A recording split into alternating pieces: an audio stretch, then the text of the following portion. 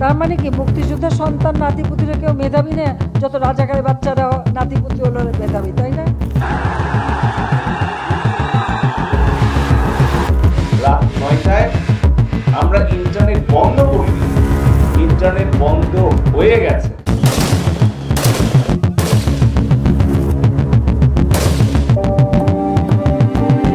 গণহত্যা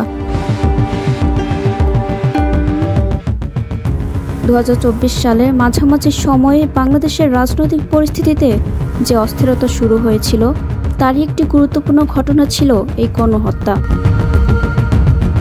এই অস্থিরতার সূত্রপাত ঘটে সুপ্রিম কোর্টের একটি রায়ের মাধ্যমে, যেখানে মুক্তিযোদ্ধাদের সন্তানদের জন্য 30% চাকরির কোটা পুনর্বহাল করা হয়। এর আগে 2018 সালে কোটা সংস্কার আন্দোলনের প্রেক্ষিতে এই কোটা সংস্কার করা হয়েছিল।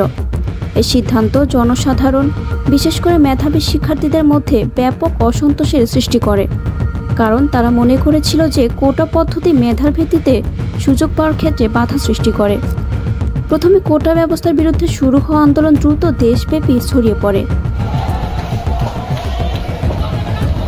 জনগণের মধ্যে সরকারের অর্থনৈতিক ব্যবস্থাপনা, দুর্নীতির অভিযোগ, মানবাধিকার লঙ্ঘন ও গণতান্ত্রিক উপায়ে ক্ষমতা পরিবর্তনের পথের অভাব নিয়ে যে উদ্বেগ ছিল তা এই আন্দোলন আরও বেগবান করে। আন্দোলনের প্রতিক্রিয়ায় আওয়ামী লীগ সরকার সব শিক্ষা প্রতিষ্ঠান বন্ধ করে দেয় এবং সারা দেশে নিরাপত্তা বাহিনী যেমন পুলিশ, র্যাব ও বিজিবি মোতায়েন করে। এর পাশাপাশি আওয়ামী লীগের কিছু মন্ত্রী ও সদস্য দলের অঙ্গ সংগঠনগুলো যেমন ছাত্রলীগ, যুবলীগ ও স্বেচ্ছাসেবক লীগকে আন্দোলনকারীদের বিরুদ্ধে ব্যবস্থা নেওয়ার জন্য প্রভাবিত করেছে বলে খবরে প্রকাশিত হয়।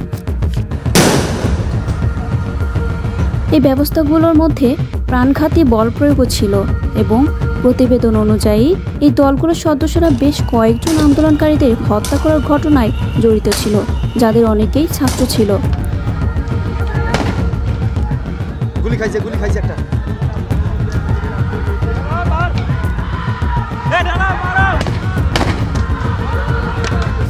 পরিস্থিতি ক্রমশ উত্তপ্ত হয়ে উঠলে সরকার সারা দেশে গুলি করে হত্যা করার নির্দেশ দিয়ে কারফিউ জারি করে এবং ইন্টারনেট ও মোবাইল যোগাযোগ বন্ধ করে দেয়, যা কার্যকরভাবে বাংলাদেশকে বিচ্ছিন্ন করে দেয়।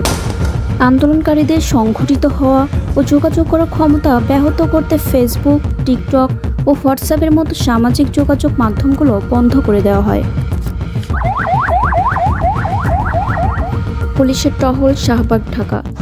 2024 সালের 16 জুলাই কোটা সংস্কার আন্দোলনে পুলিশের সাথে বিক্ষোভকারীদের সংঘর্ষে 5 জন নিহত হয়। 2024 সালের জুলাইয়ে ঢাকার রায়বাজার কবরস্থানে প্রায় 46টি বেওয়ারিশ লাশ দাফন করা হয়। কবরস্থানের কর্মীরা জানান যে 19 জুলাই থেকে এই ধরনের দাফনের সংখ্যা বাড়তে থাকে, তবে কবরস্থানের অফিসিয়াল রেকর্ডে এসব অজ্ঞাত ব্যক্তির কোনো তথ্য লিপিবদ্ধ করা হয়নি। 2024 সালের আগস্টে জানা যায় যে নিহতদের 78% প্রাণঘাতী গুলির আঘাতে মারা গেছেন। জাতিসংঘের মানবাধিকার কমিশনের তথ্য অনুযায়ী 16 জুলাই থেকে 11 আগস্ট 2024 পর্যন্ত গণহত্যায় 1400 জনের বেশি নিহত হন। গণহত্যায় শেখ হাসিনার নির্দেশ। 2025 সালের 9 জুলাই বিবিসি ওয়ার্ল্ড সার্ভিস তাদের ইউটিউব চ্যানেলে একটি তথ্যচিত্র প্রকাশ করে। প্রকাশিত এই প্রতিবেদনে বিবিসিআইয়ের যাচাই করা এক অডিও রেকর্ডিং অনুসারে শেখ হাসিনা তার নিরাপত্তা বাহিনীগুলোকে 2024 সালের জুলাই আগস্ট আন্দোলনে বিক্ষোভকারীদের বিরুদ্ধে প্রাণঘাতী অস্ত্র ব্যবহার করার নির্দেশ দেন এবং তারা যেখানেই আন্দোলনকারীদের পাবেন গুলি করবেন বলতে ওই রেকর্ডিংয়ে শোনা যায়। এখন লেখা ব্যবহার করে